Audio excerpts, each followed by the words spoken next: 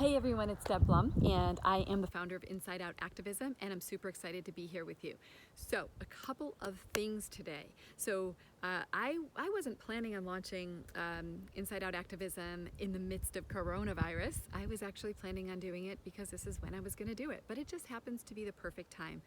And so I am going to be doing a combination of these kinds of videos, shorter, maybe under 10-minute videos talking about specific things, or look at how many times I've touched my face. Just in this time, I've just touched, in 36 seconds, I touched my face twice. I have an itchy nose. I'm outside, and I think it's the pollen is just getting to me. So, but we know it is so hard. I think we have such habits of touching our face, so I'm going to hold my hands and see if I can control myself. So, I was saying that, the second thing I'm doing is doing interviews with other people, and those are going to be longer form interview discussions, and I'm excited about those too. Today, we are talking about what other people need from us during this time. So, a lot of people are a little stressed and a little afraid and a little anxious, or maybe a lot. And it's easy to want to fix problems, right? That is an easy thing to want to do. But we cannot fix this. Even if it seems like we can.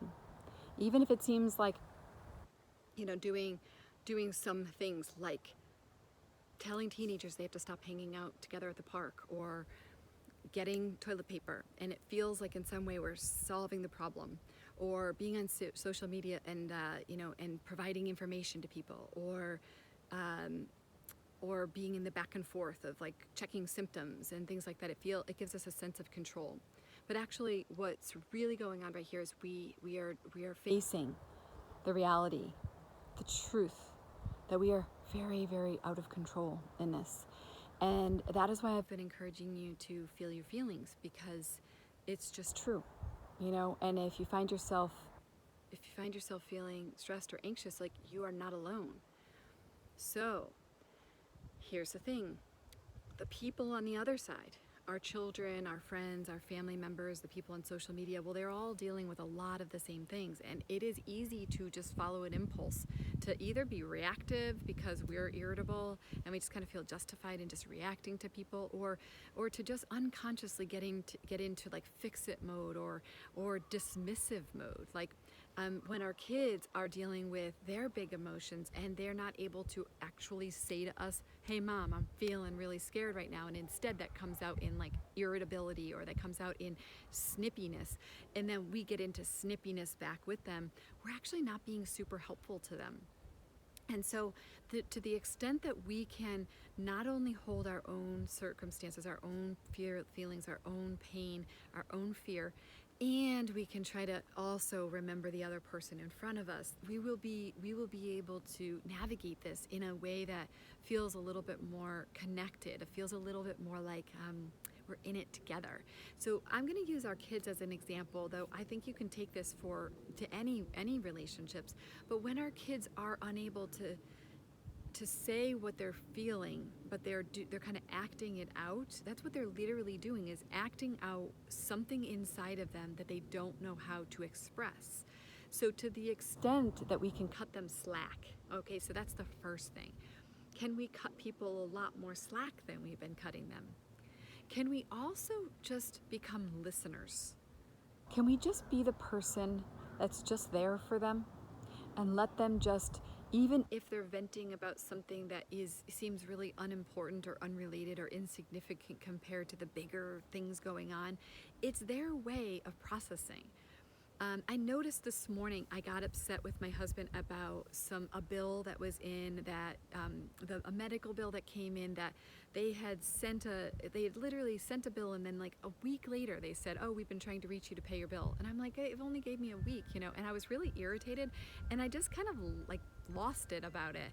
And it was nothing to do with the bill.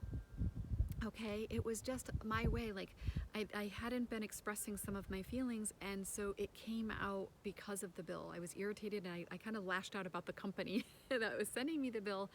And and what we're really needing in that moment is really like a hug, or just someone to hear us, or someone just to be like, yeah, like, you know what, I get it.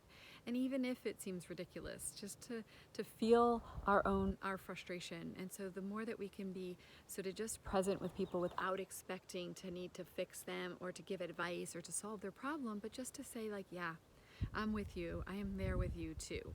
So those are the two things I'm going to suggest for people, is to cut people a lot more slack, cut yourself a lot more slack, because you kind of have to cut yourself slack first, or at least at the same time. We are so tough on ourselves. So if you can cut yourself slack and cut them slack. Also though, to really just have compassion and not need to fix problems, not need to be fixing anything right now. We're in adjustment mode. We're in settling in mode. We're in this mode of like a lot of things are being brought up, and it's okay. There's no need to rush anything right now. There's really no need to rush anything. I mean, yes, there might be some things that need to be rushed. There might be some urgency and some action that needs to be taken. But when it comes to our own inner experience, when it comes to our own experience of what's happening right now and our own feelings of what's going on right now, and our kids and the people around us, we can slow it way down and just let things kind of happen. And if we rush things and we sort of move people through it too quickly, we just don't end up feeling the feelings, and they get all bottled up, and then they come out in all kinds of other ways.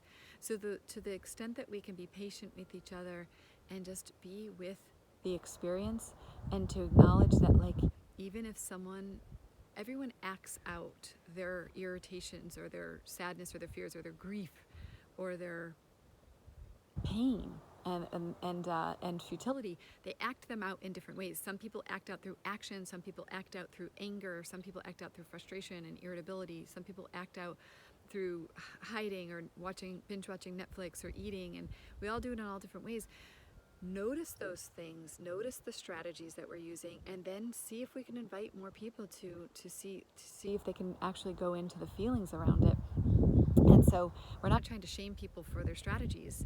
Strategies are actually really wise. It's just how do we slow it down and come into and see that the strategy is actually just a cover, or a defense mechanism or coping mechanism for us. And so if we can invite each other to actually face what we're feeling, we might need fewer coping strategies, and we might be able to connect better. And wouldn't that be amazing? Thank you to all of you, and I will see you next time.